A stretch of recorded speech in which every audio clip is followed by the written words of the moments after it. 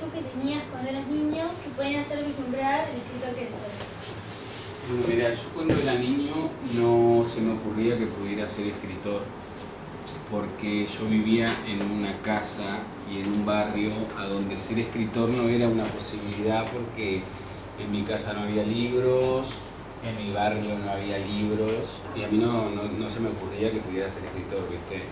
Lo que sí me pasaba es que a mí me hubiera gustado ser músico, cantante, pero es porque enfrente a mi casa ensayaba una orquesta de cumbia en Artigas y yo iba a escucharlos a ellos, y entonces me hubiera gustado haber sido cantante de esa orquesta de cumbia. Pero yo desde muy chiquito, supongo que a usted le debe pasar lo mismo, escuchaba muchísimas canciones. Entonces siempre me gustó las letras, memorizar las letras de las canciones, prestarle atención.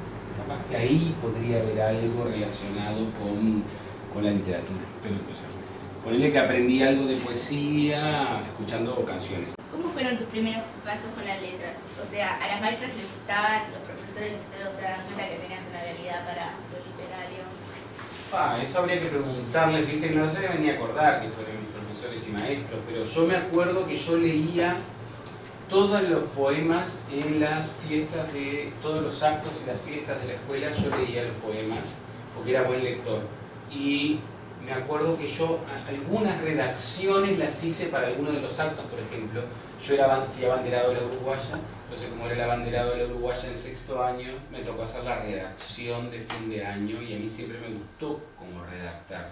Si no fueras escritor o profesor, ¿qué otra cosa te gustaría hacer? Bueno, a mí me hubiera gustado ser cantante.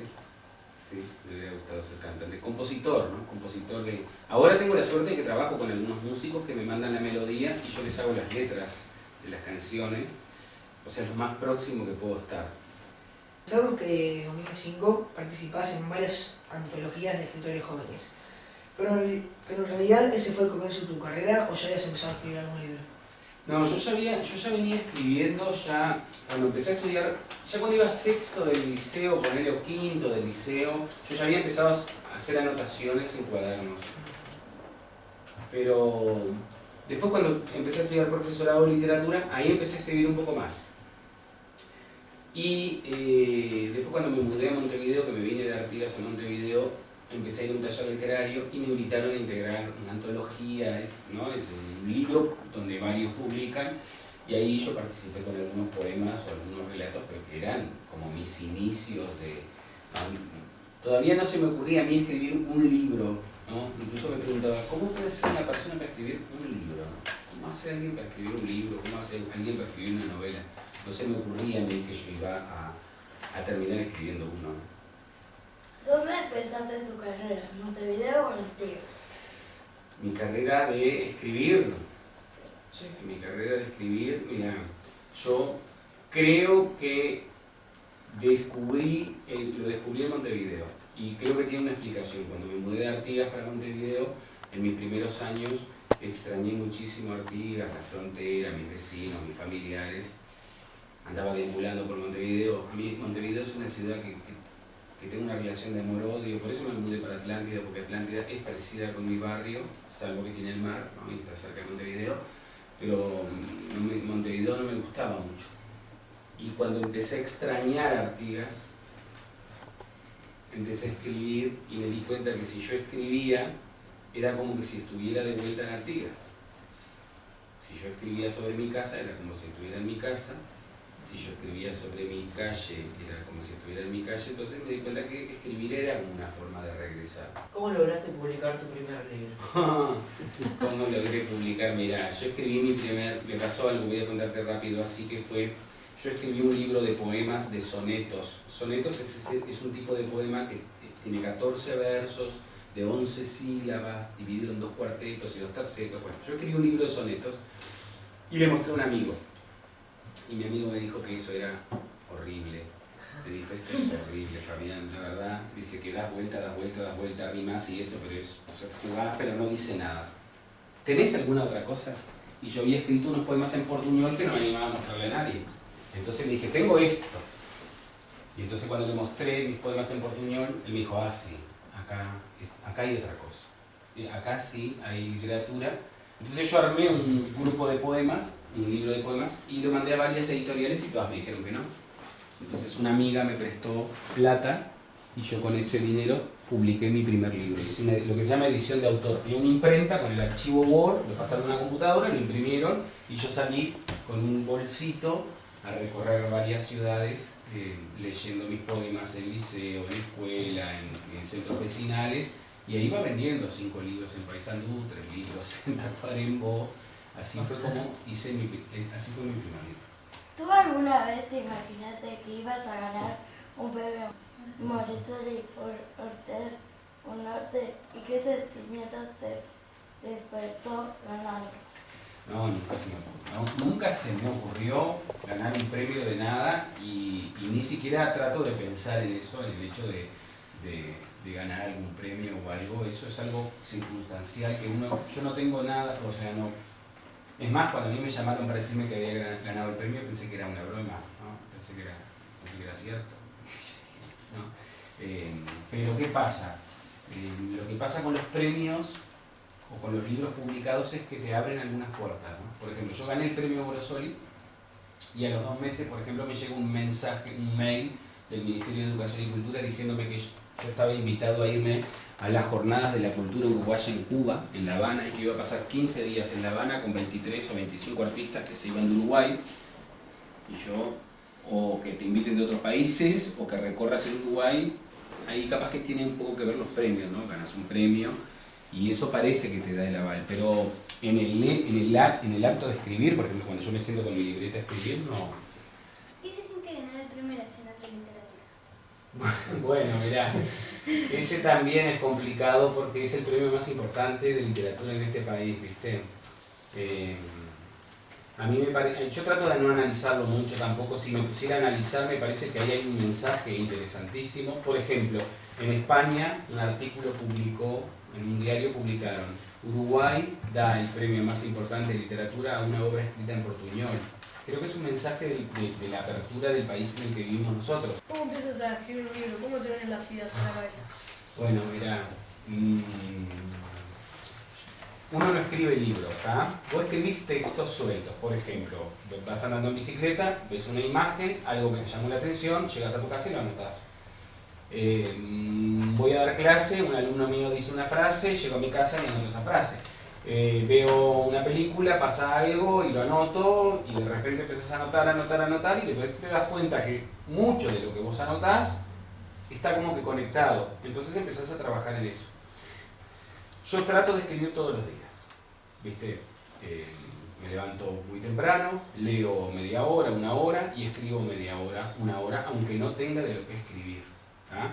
Me invento algo para escribir, pero es por el hecho de estar escribiendo. ¿Ah? Y a veces pasa que de todo eso que vos escribiste, hay como alguna... Lo mínimo se puede mostrar, ¿no? Es decir, yo te muestro mis borradores, por ejemplo, yo ando con una libreta, yo te muestro mis libretas, pues decís, esto no puede ser un libro. Pero después empiezas a trabajar y yo creo mucho en la disciplina, no creo tanto en la inspiración. ¿Ah? Eso de que algunos creen que tenés que estar inspirado. Yo creo que existe la inspiración, que hay días, viste, que vos estás como que inspirado, pero a mí me pasó 1 vez o 2 veces en mi vida y el resto es todo sentarme a trabajar como un bailarín entrena, como un cantante practica, como un carpintero practica con la madera, lo mismo pero con palabras. Una vez que empiezas a escribir, ¿lo escribís todo seguido o tenés que hacer pausas? Mira, yo escribo todo suelto, tengo un mismo lugar donde escribo todo, absolutamente todo. Lo que me pasa es que ya cuando estoy trabajando en un libro, por ejemplo, ahora estoy escribiendo una novela, ¿tá? Ya concentré todo en un lugar, ya empecé a pasarlo, yo escribo a mano, no escribo en la compu, escribo a mano, ya empecé a pasarlo a la compu. Hoy, por ejemplo, imprimí una primera versión y ya me pongo a trabajar en eso, y eso me lleva, no sé, 2 años, 3 años, ¿no? O sea, Miralata me llevó 2 años y medio, es una novela, y yo terminé una obra en febrero que se llama Sepultura, que también me llevó 2 años más o menos. Pero después que cuando ya tengo el material, y después cuando estoy corrigiendo, por ejemplo, o sea que vos ya sabés que el libro va a quedar bueno, si esto lo tengo que terminar para sacármelo de la cabeza, ahí sí, ya trabajo muchas horas por día, ¿no? O, por ejemplo, puedes pasar todo el fin de semana 20 y pico de horas sentado corrigiendo sin salir de ahí de los textos. ¿Empiezas el libro por el inicio o vas desarrollando la historia? ¿O empiezas por el final? Sí, mira, Viragata fue todo suelto, ¿tá?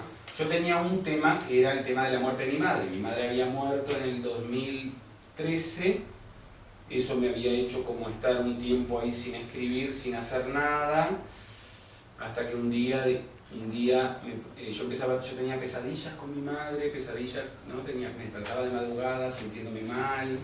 Entonces empecé a escribir los sueños, ¿viste? Y entonces a medida que empecé a escribir los sueños me empecé a sentir mejor. Entonces seguí escribiendo los sueños, seguí escribiendo los sueños, seguí escribiendo los sueños, y a medida que iba escribiendo los sueños me sentía cada vez mejor y soñaba con mi madre, pero no eran pesadillas, eran sueños lindos, mi madre joven, viva y todo eso. Entonces dije, voy a seguir haciéndolo. Y seguí haciéndolo y después eso se terminó un libro. Con Sepultura, con esta novela que acabo de terminar, que no está publicada, está inédita, me pasaron distintas cosas. Yo tuve un sueño y ese sueño lo escribí, un día vi una entrevista en la televisión, 2 años después vi un cartel en la ruta y así fui juntando todo. Pero no tengo ni el inicio ni el final. Después me pasa de que pienso muchísimo en el inicio y en el final porque trato de que el principio sea potente y que el final también sea potente. ¿Tú eres un libro que está ambientado en la Atlántida o te tiras por tus pagos?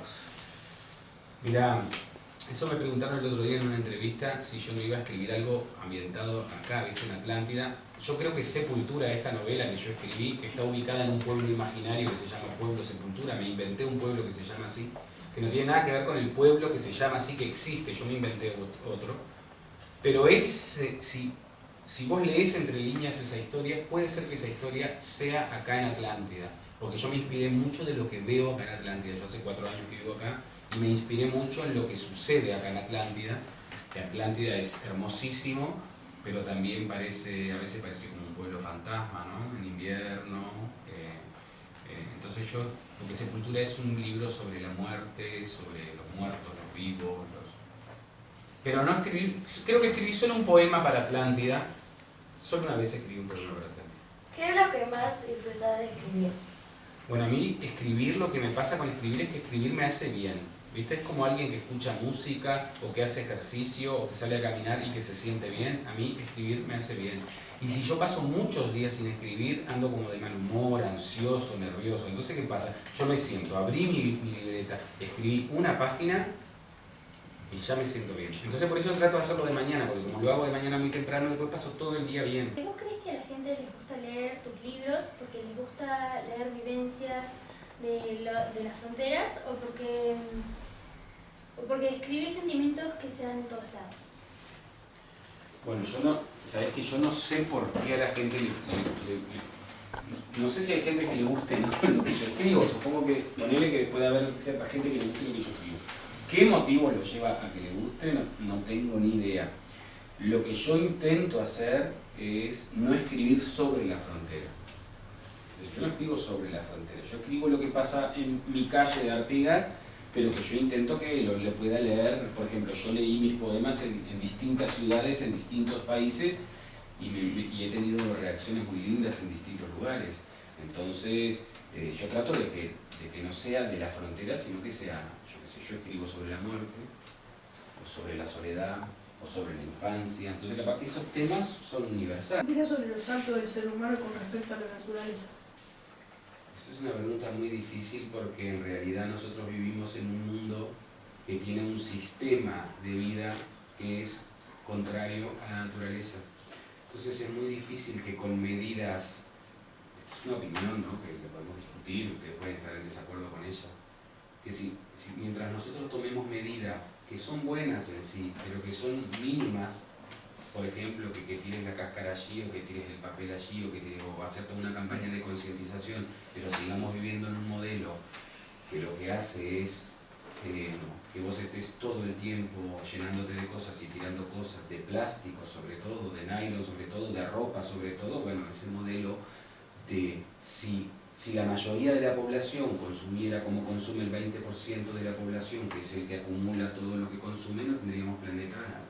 este fin de semana se terminaría el mundo. Entonces, yo la única forma que creo es, tendría que cambiar el sistema. El tema es que habría que ser muy optimista para creer que en el corto plazo este sistema se vaya a cambiar, porque en realidad lo que uno ve es al revés, ¿no? La gente cada vez está más involucrada en eso, o más contaminada de ese hecho del consumismo exacerbado. Yo creo que eso atenta contra el medio ambiente, ¿no? y atenta contra nosotros. ¿Qué opinas que los niños estén pegados a la pantalla? Bueno, ahora empezaron las preguntas difíciles. No, solo Escuchame una cosa, mirá lo que esto lo conté yo el otro día di una charla en la Facultad de Psicología junto a un investigador argentino que es muy importante, un pedagogo muy importante que se llama Carlos Scliar. Es un pedagogo muy importante. Él y yo dimos una charla en el aula magna de la Facultad de Psicología y yo conté una anécdota. Una alumna mía de cuarto año de liceo que tiene 16 años me dijo esto, dijo: ¿sabía, profe, que nosotros somos la última generación al aire libre? Y yo le dije, ¿cómo? Dice, sí, nuestros hermanos más chicos ya no salen a jugar a la vereda, ya no salen, no conocen la luz del sol, están todo el tiempo encerrados con la tablet, con sus celulares, Fíjate que eso me lo dice una alumna de 16 años. Y ella terminó su reflexión diciendo que la culpa la tenían los padres, los adultos, con lo cual yo coincidí con ella, ¿no? No puedo ponerle la culpa a un chiquilín de 12, 13 años o a un niño de 7 años.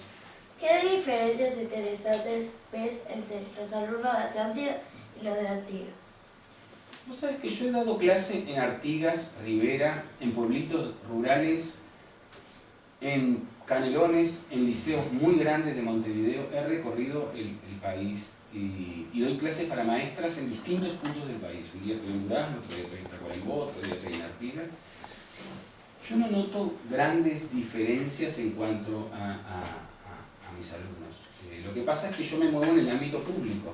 Yo trabajo en liceos públicos, en escuelas públicas y con maestros públicos.